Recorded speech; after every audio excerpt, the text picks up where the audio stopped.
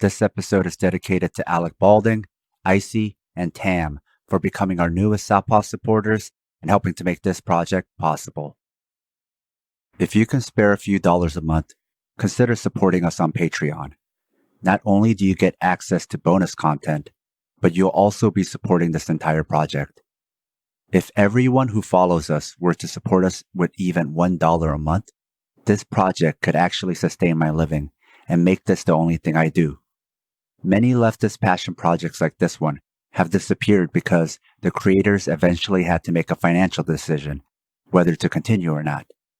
The pandemic has only accelerated this timetable. I'm not just talking about myself or Southpaw. There are plenty of others who could use your support. There's actually enough of us to all support one another. We just never thought about it. Sometimes we just need a reminder. I also recognize many of you are also in difficult financial situations, and Paul and I appreciate you following us and telling your friends about us. If that's the only aid you can give, that's more than enough. Find links to our Patreon and our store at southpawpod.com. This is part 1 of my conversation with Zoe Baker. This is Sam. This is Zoe. And this is Southpaw.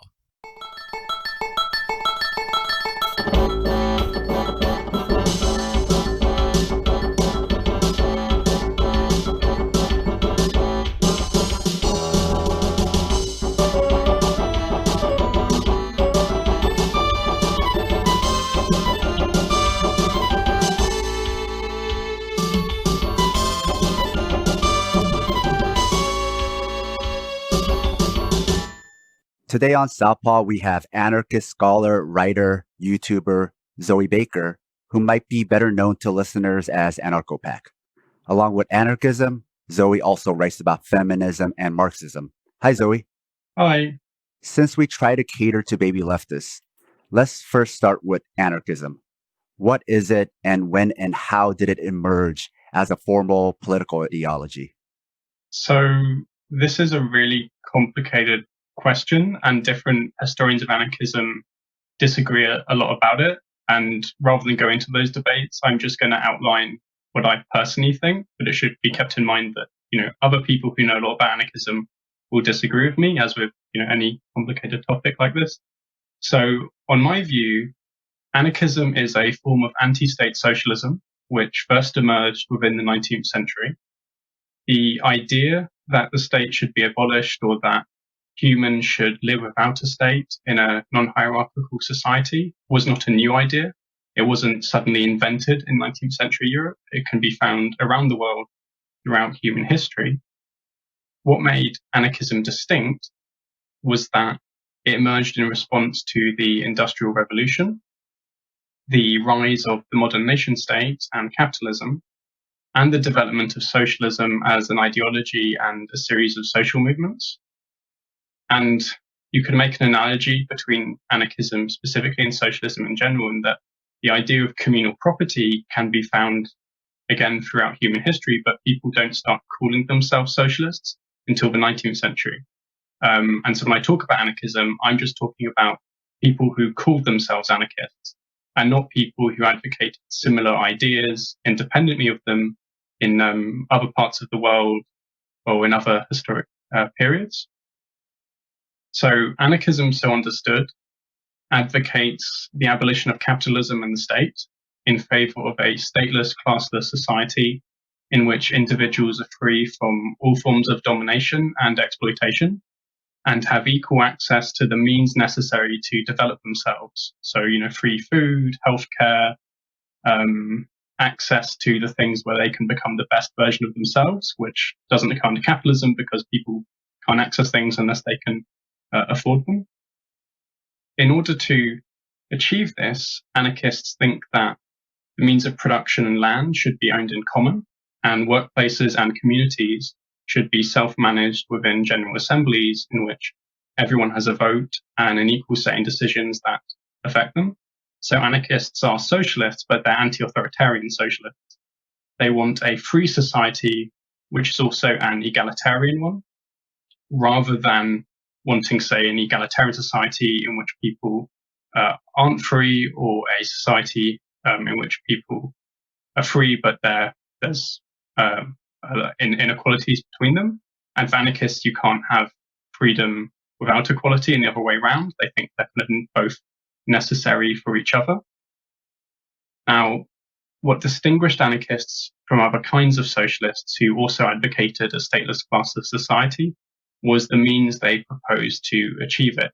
So anarchism is really distinguished from other kinds of socialism in terms of its strategy and tactics that it proposes as a working class social movement.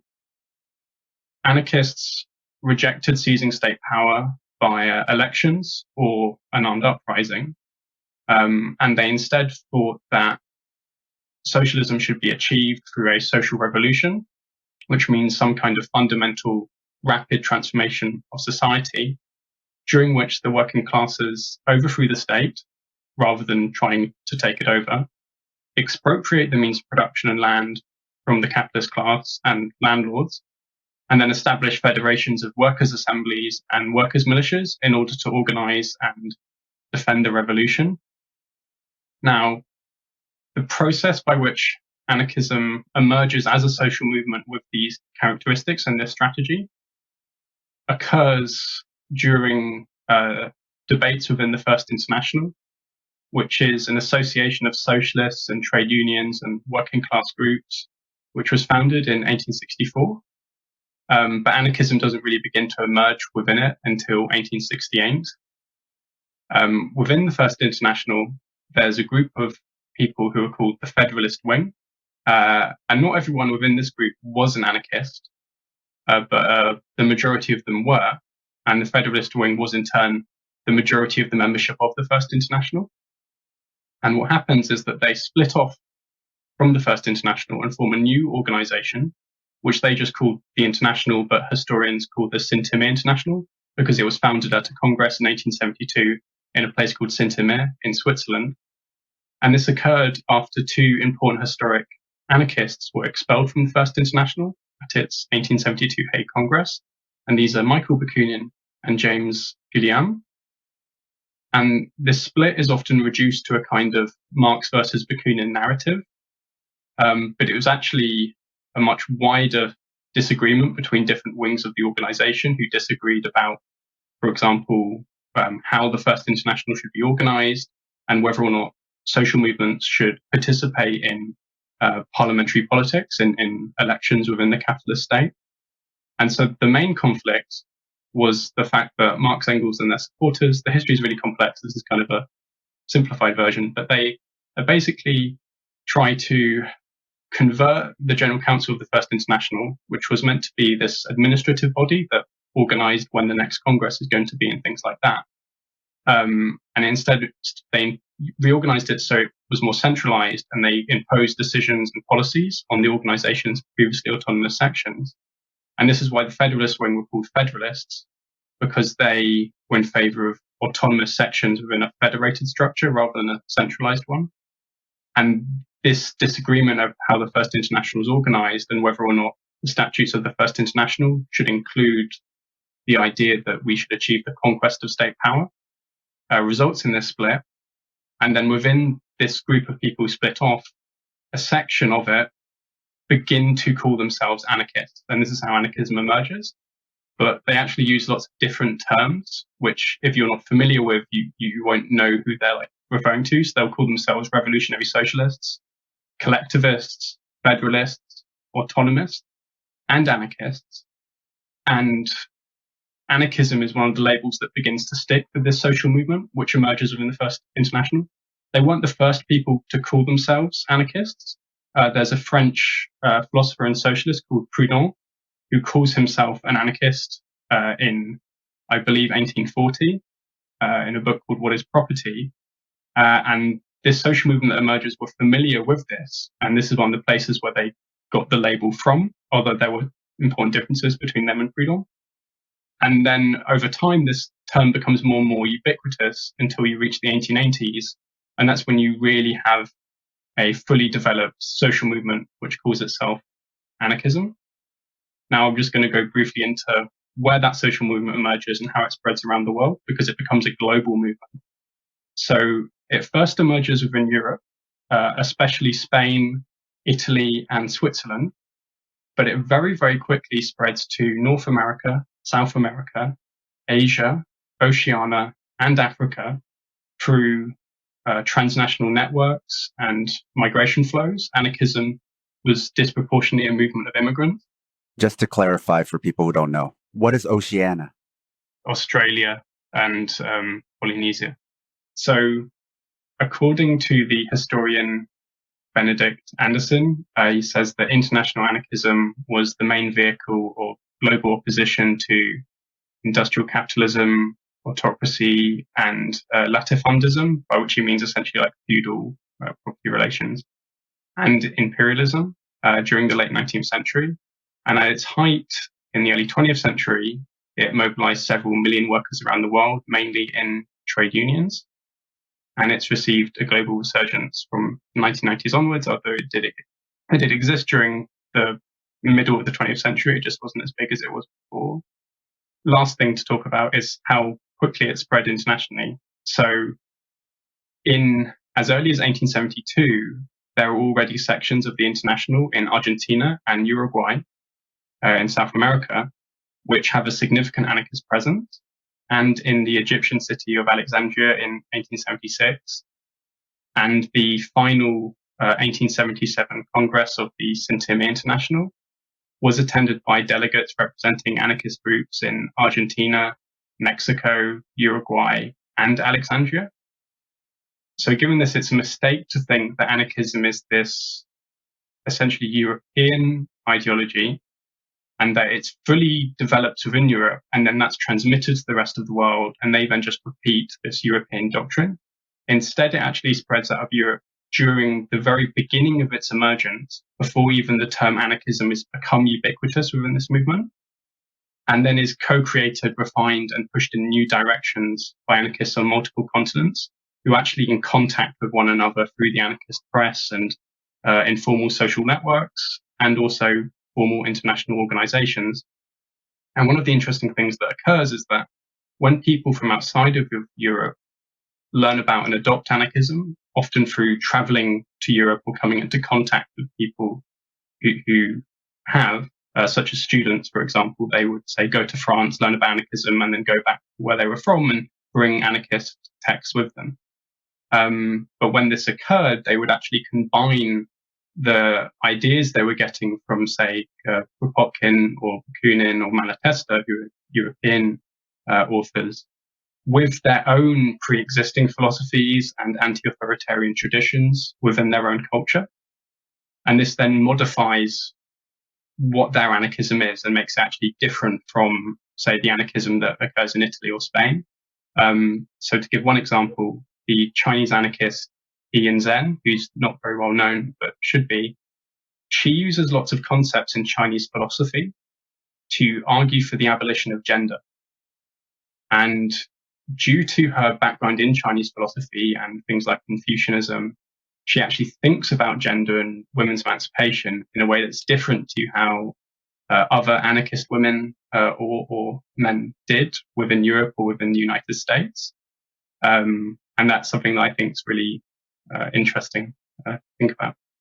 Just to clarify some things that you mentioned, then, it seems like anarchism as a political ideology emerged later, but there was a general attitude that you could call anarchism that predates the formal political ideology.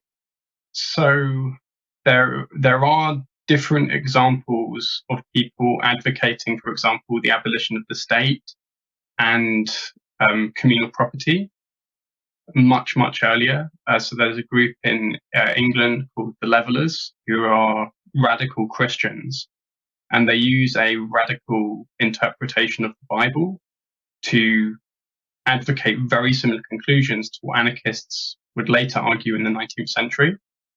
And there are also some academics who point to certain radical branches of Taoism, where again you have similar anti-hierarchical politics being advocated, but within a different framework and in different language, much earlier.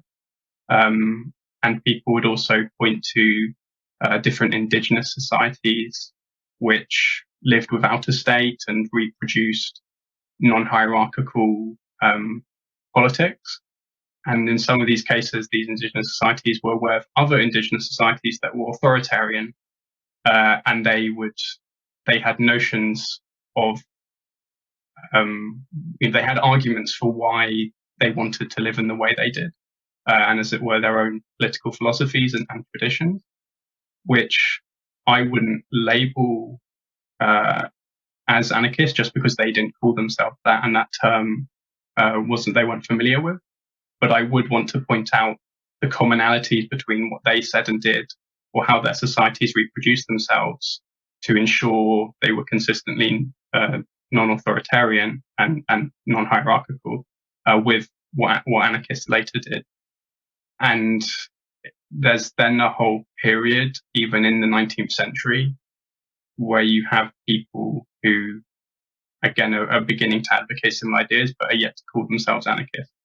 And similarly, in the United States and America, there are different people who later get called anarchists once they're discovered, but again, are advocating similar ideas. That's why we try to distinguish carefully between the ideas and the movement which calls itself anarchist. Yes. And they're two separate things. Yeah. Are both important. I just wanted to clarify that also for listeners, because a lot of our listeners are from the US, and that becomes a point of confusion in pop culture also. And I think that pop culture bleeds into even political ideas, but there's a lot of people who just feel like, because I have this type of attitude, I must overlap one for one with this political ideology and political movement. Maybe that is something they want to aim for, but it's not necessarily the same. So the anarchist manifesto called kind of general anti-authoritarianism the anarchist spirit. And he thought that the anarchist spirit, by which he meant a desire for human emancipation, a rejection of authoritarian power relations, he thought people could have that anarchist spirit without being anarchists. And the existence of that anarchist spirit was a precondition for the emergence of anarchism as a social movement. And then another term that you used, General Assembly, which I think Americans might not be as familiar with. So what is a General Assembly? So General Assembly isn't a term that historic anarchists use. They actually use loads of different terms. So they'll refer to a workers' council, they'll refer to a producers and a consumers association, they'll refer to a commune. But what they mean by these terms, and I use the term General Assembly so it'll be kind of clearer to a modern audience, but what it means is you have a bunch of people who get together, say 20 people, and they make decisions as a group, and there isn't one person or a few people who tell everyone else what to do.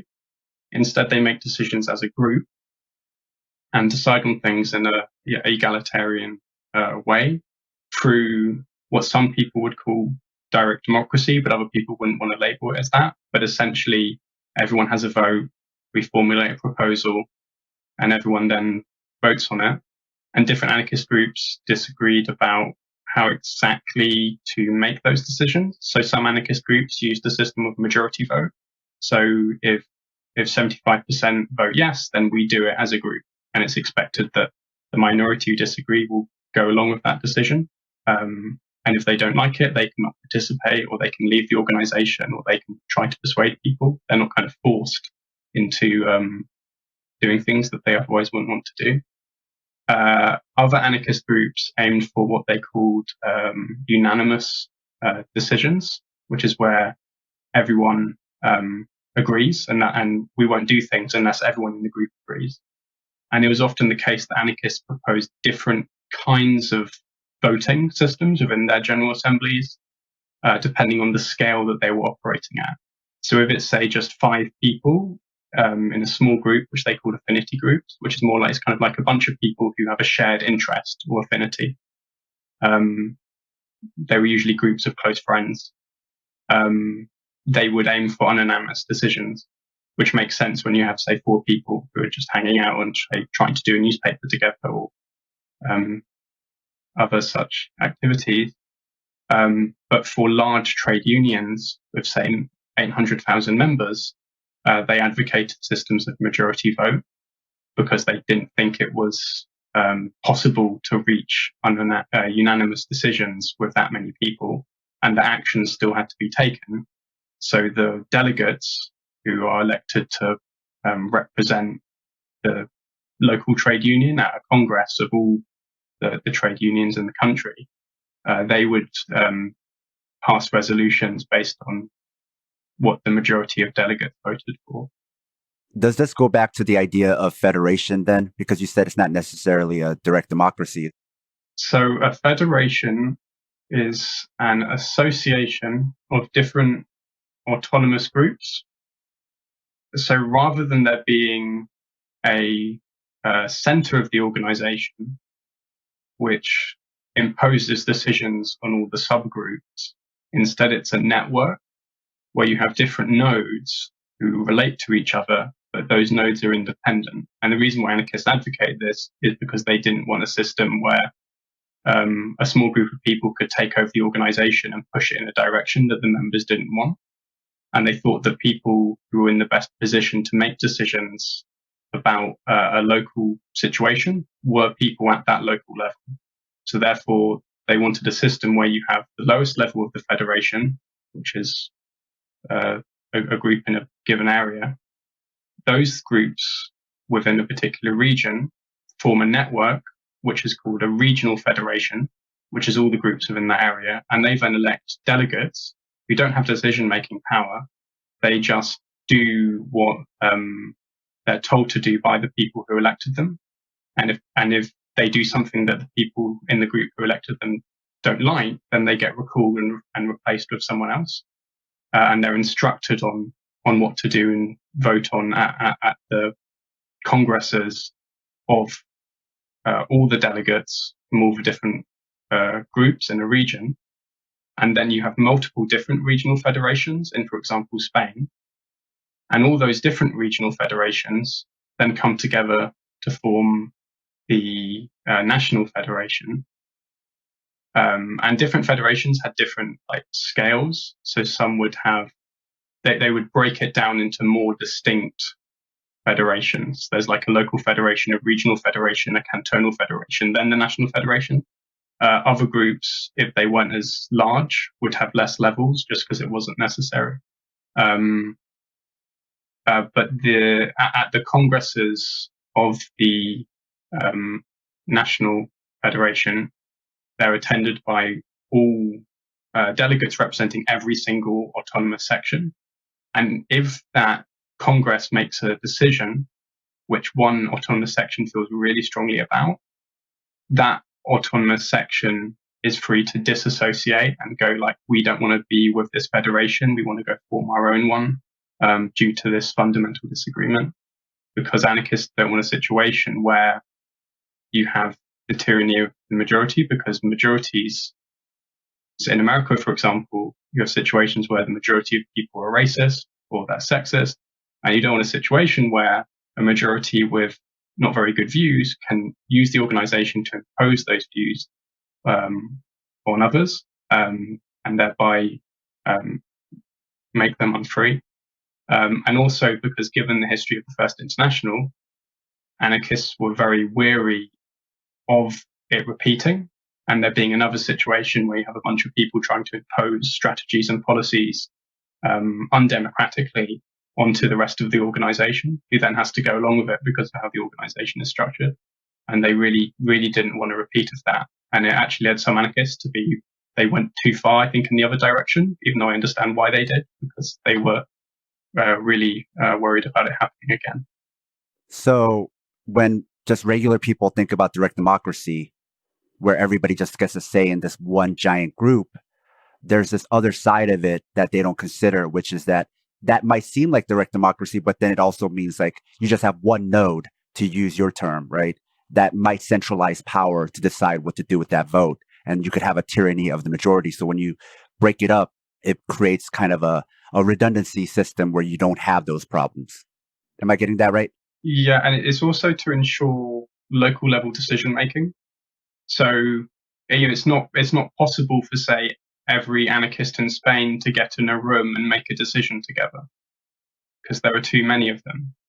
It likewise won't make sense for, say, someone from another part of Spain to be telling anarchists from another part of Spain whether or not they should go on strike at their workplace. That's a decision for the people within that workplace to make, and not from people in a different situation to make. So it's also about people having control over the things that they both know about, and also that it's appropriate for them to have control over. A majority of people might live in this one country and they get to decide what happens in every country, right? Yeah, and anarchists also worry of, like, so for example, let's say you have within a trade union, one trade union in one region that's absolutely massive compared to all the other industries. They would then have more influence than anyone else in the entire organization, which then can mean that other people's voices aren't being heard and aren't having the kind of influence that they should have. And so they wanted to try and avoid that by adopting this federal structure. Another thing that you mentioned was that anarchists are anti-armed revolution.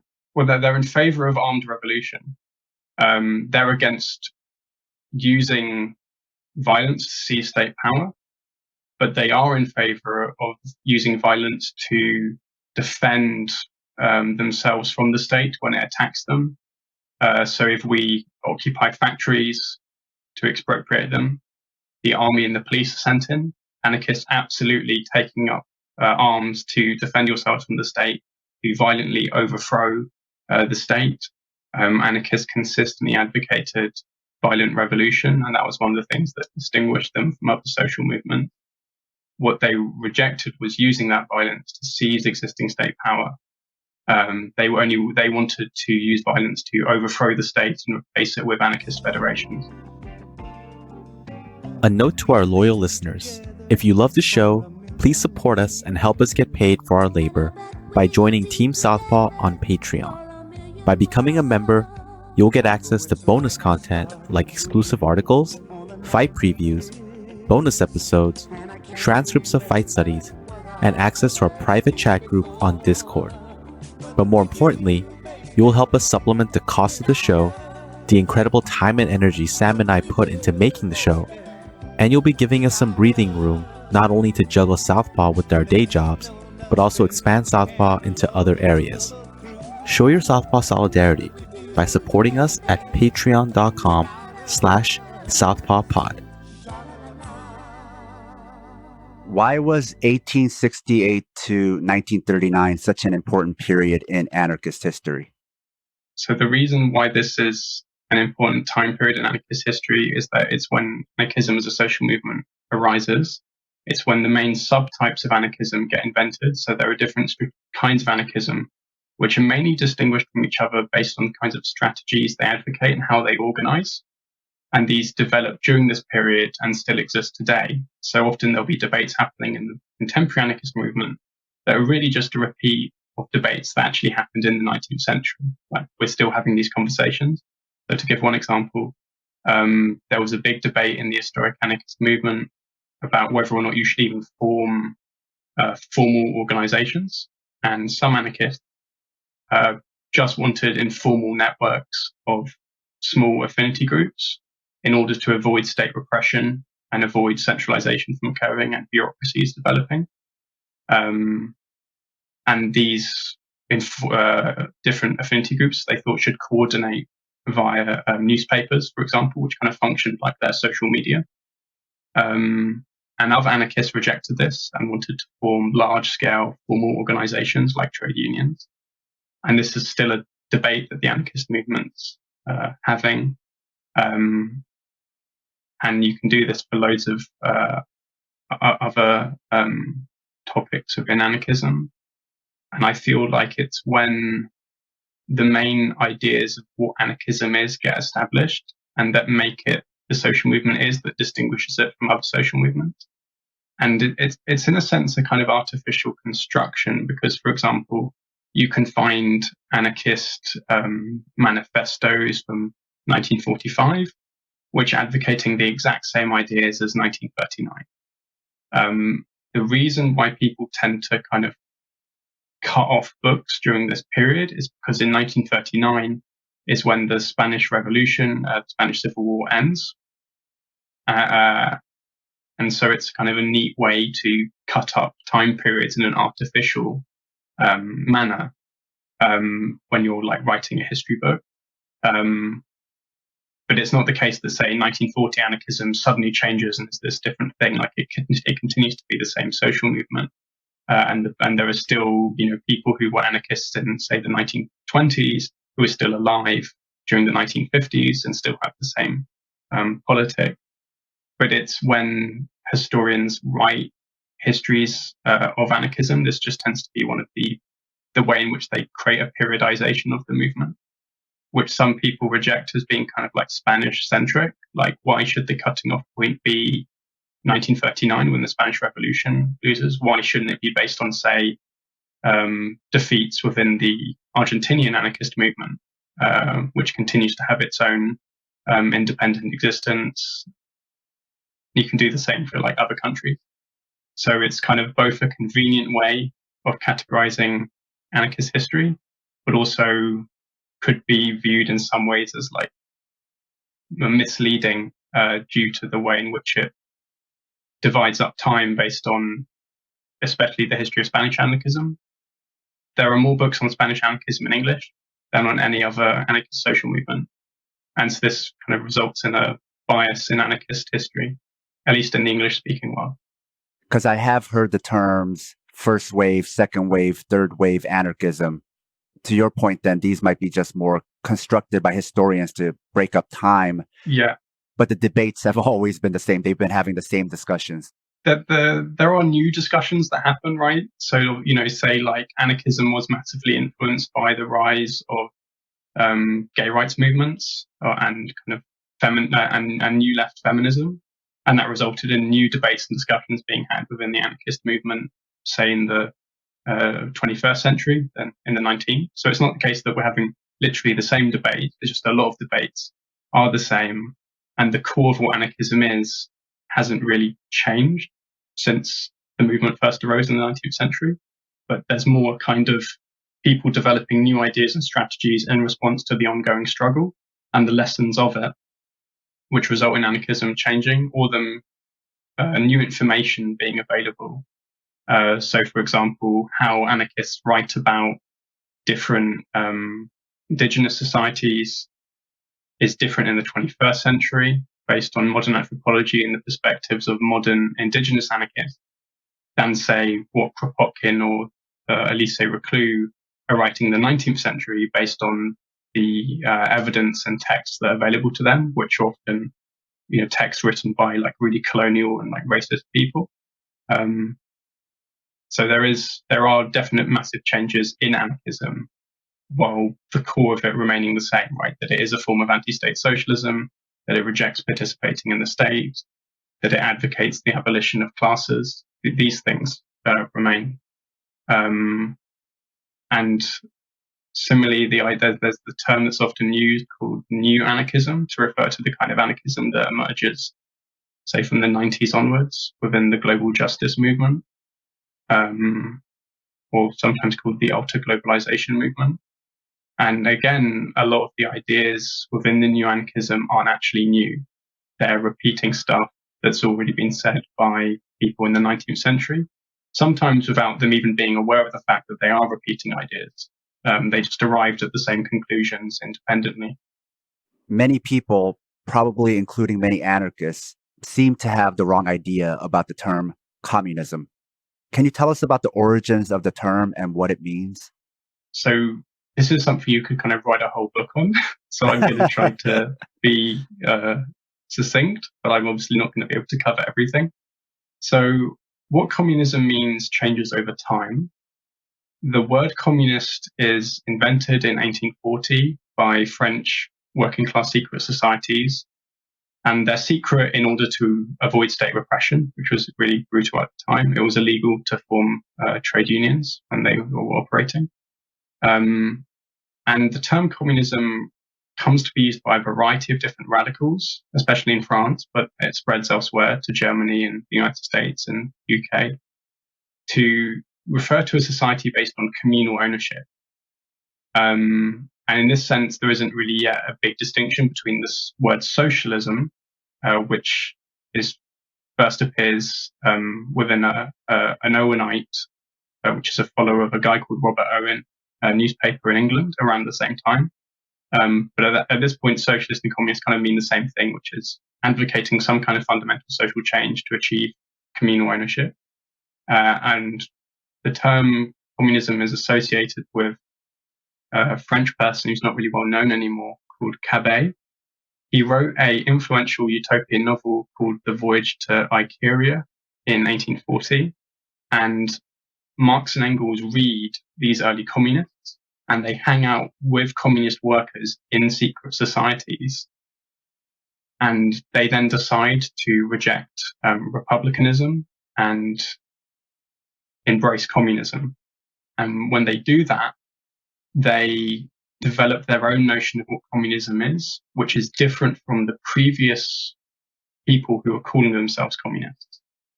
So Marx and Engels come to define communism as a stateless, classless, moneyless society based on the common ownership of the means of production and land, distribution according to need, democratic planning of the economy through some kind of system of general assemblies, and the end to a rigid division of labor, such that people are going to be doing a combination of different kinds of labor, rather than, for example, spending your whole life being a cleaner or doing a really specific thing within the manufacture of a car. They wanted people to develop themselves in a multifaceted manner, and therefore should engage in lots of different kinds of labor in order to develop themselves in lots of different directions. Importantly for Marx, communism is a free society. So he described communism in Capital Volume 1 as an association of free men. And he thought that a communist society was one in which the full and free development of every individual forms the ruling principle. So Marx was in favor of the freedom of the individual, and communism was a society that would guarantee the freedom of individuals within a free association. And this is really important to point out because growing up in our society, we're taught that communism means a totalitarian state where nobody's free. Even if you accept that as a description of the USSR or Maoist China, those societies aren't in fact communist by Marx's definition, because they weren't free stateless societies in which workers themselves own and administer the means of production and the economy. And even the rulers of these countries, like the USSR, never claimed that they were communist society. They consistently viewed themselves as a socialist society or a workers' state run by the Communist Party, which is meant to be building towards communism, but isn't actually communist itself. So even if you think these societies were really terrible, which I personally do, but of course, other leftists disagree with me, but even if you think these societies are terrible, that doesn't show that communism doesn't work. It at best shows that a particular way of reaching communism doesn't work. And to go back to the history of the term communism, a lot of people only know about communism as an idea, as it's articulated by Marx and Engels. What people tend not to be aware of is that Marx and Engels weren't actually widely read or super famous until Marxist parties rise and spread their ideas from late 1870s to 1880s onwards. And this varies from country to country, and even within Marxist parties, lots of workers didn't actually read Marx and Engels themselves. They read other people summarize their ideas. And if they did read them, it was often very short text like the Communist Manifesto, rather than Capital Volume 1, which is a really difficult, dense text. And when the Communist Manifesto came out in 1848, it was read by a really small number of people.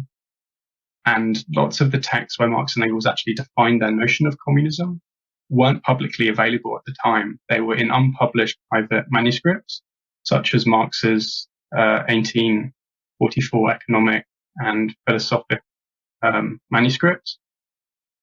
And because of this, there's actually a whole period where the term communism has a wider history that's not at all connected with how Marx and Engels used the term. So, for example, in the First International, there are French delegates who often refer to communism and critique it. And a modern person could look at this and assume that they must be referring to the ideas of Marx and Engels. but they weren't because they weren't familiar with the ideas of Marx and Engels. Similarly, in Italy, the first people called themselves socialists in Italy were anarchists, and the anarchists in Italy weren't themselves really familiar with Marx and Engels' actual writings, even though they knew of them as people. Instead, what these French delegates are referring to when they talk about communism is the French writer Cabet that I mentioned previously, and the Icarians, which was a movement he had inspired that set up small communities based on common ownership. And they attempted to implement the society that Cabet had described in his novel, and they often kind of went wrong in different ways or resulted in different kinds of interpersonal authoritarianism.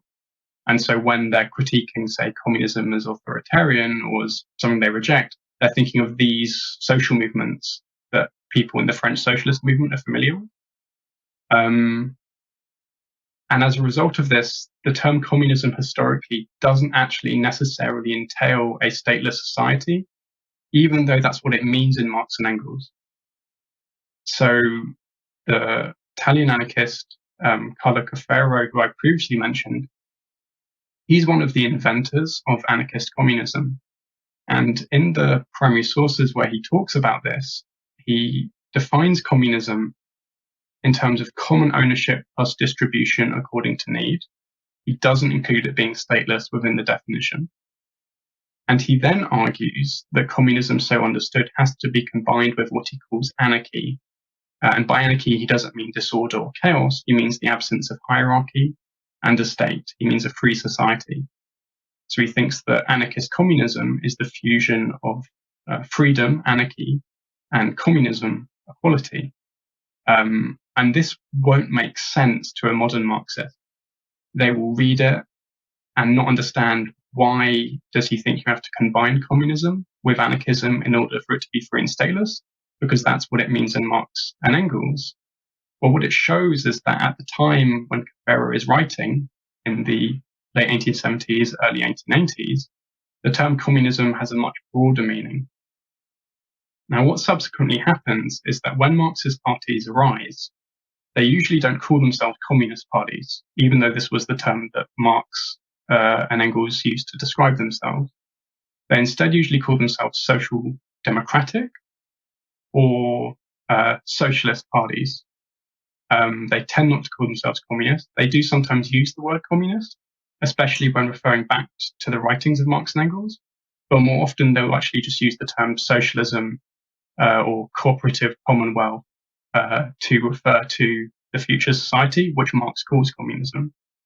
The social movement, which consistently calls itself communist, including within the names of its organizations, is in fact anarchism, where anarchist communism is the majority position within the movement. And then what happens is that there's a split within the social democratic movement in response to World War I and a variety of other things, in which a section of it split off and they rebrand themselves as communists. And this includes people like Lenin.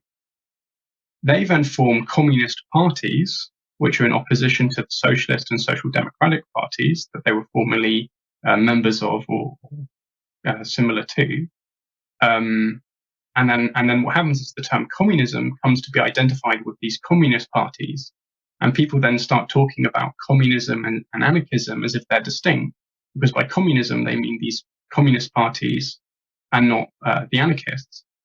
When before, the people who'd mainly called themselves communists were the anarchists, and the anarchists continued to call themselves anarchist communists afterward. Going along with that, is the end goal for all the different left tendencies then this type of communism, this stateless, classless, moneyless society, or is it only unique to a couple? So it's not the case that all left-wing people have this goal.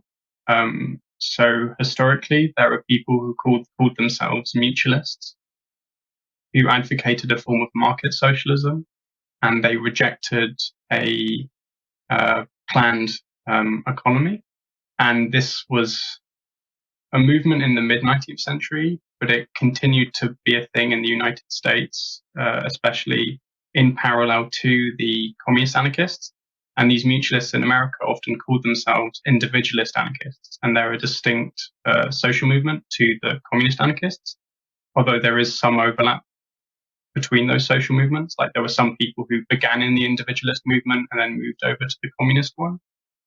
It's also the case that within what's sometimes called social anarchism, which is the anarchists who weren't in favor of what's called individualist anarchism, they were initially in favor of what was called collectivism. Now, collectivism is when you have social ownership of the means of production and land, plus distribution according to labor performed, usually via a system of labor vouchers. So the idea is I work 4 hours, I receive 20 labor vouchers, I then go to the communal store and I spend my labor vouchers on various goods. And they aren't like money, because you can't, for example, like the labor vouchers are tied to you as a person. You can't go trade them with someone else and accumulate like a ridiculous number of labor vouchers and then buy everything and become a capitalist. They're just a way of allocating scarce resources. And this is what Bakunin and the initial anarchist movement was in favor of. However, within Italy, Italian anarchists, such as Carlo Caffero, but also Malatesta, come to develop what they call anarchist communism, which is social ownership of the means of production land, plus distribution according to need. And the way this is often phrased is that we don't just have to abolish wage labor, we have to abolish the wage system itself, and therefore abolish anything that's anything like money. And so they would critique the collectivists for rewarding people based on how much work they do, rather than just giving people what they need and not having that kind of a system. But what's very interesting is that in the critique of the Goffer program, which is a letter Marx writes critiquing the program of a early social democratic party, he writes this critique, and within it he distinguishes between what he calls lower phase communism and higher phase communism. Lower phase communism is communism just after the abolition of capitalism, when we're still in this period of transition. We haven't fully established the proper communist society. And he thinks within lower phase communism, you'll have labor vouchers and you won't yet have full distribution according to need. But within anarchism, what Marx calls lower phase communism is called collectivism.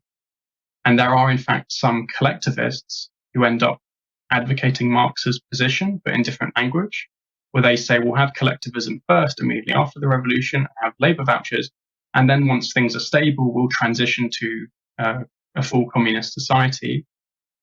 Other communists rejected this and were like, in the phase during the abolition and just after the abolition of capitalism, we won't have money and instead have like a rationing system. So you get allocated, say, like 50 points just because you exist, rather than based on the amount of work you do. And there was a really heated debate within the anarchist movement between the collectivists and the communists about the future society.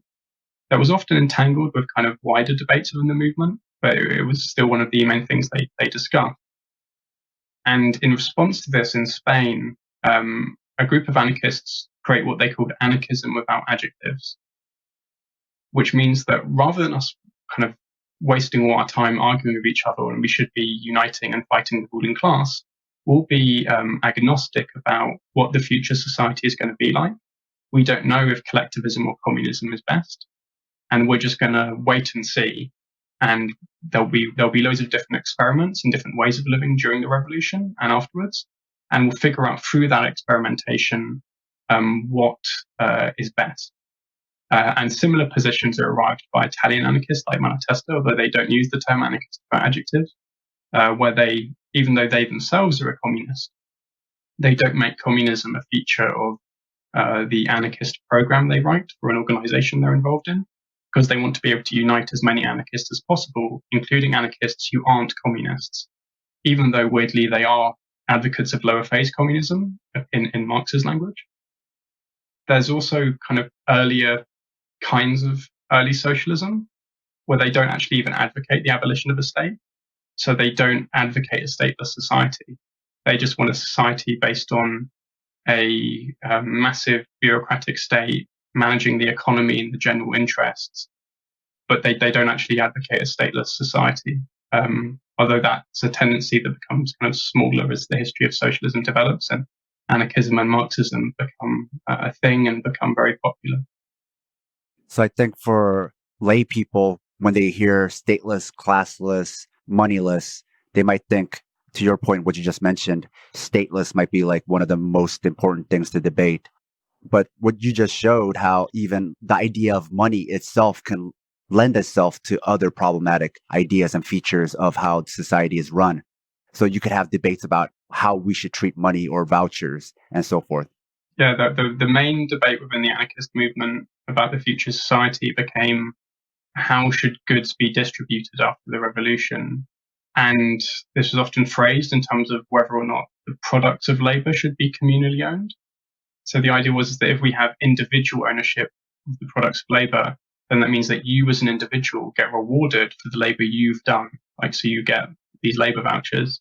While the communists thought that the products of labor should be communally owned because they're the products of collective labor, and they didn't think it was possible to like pinpoint how much labor you did and how it contributed towards the overall production process, because so many people are involved in it.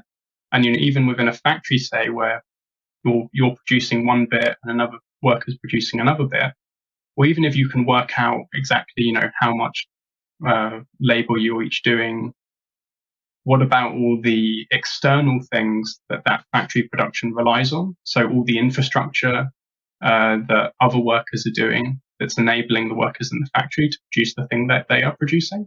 And so they didn't think you'd actually ever be able to kind of work out what an individual contributed towards the wider productive process, because it's this vast social network.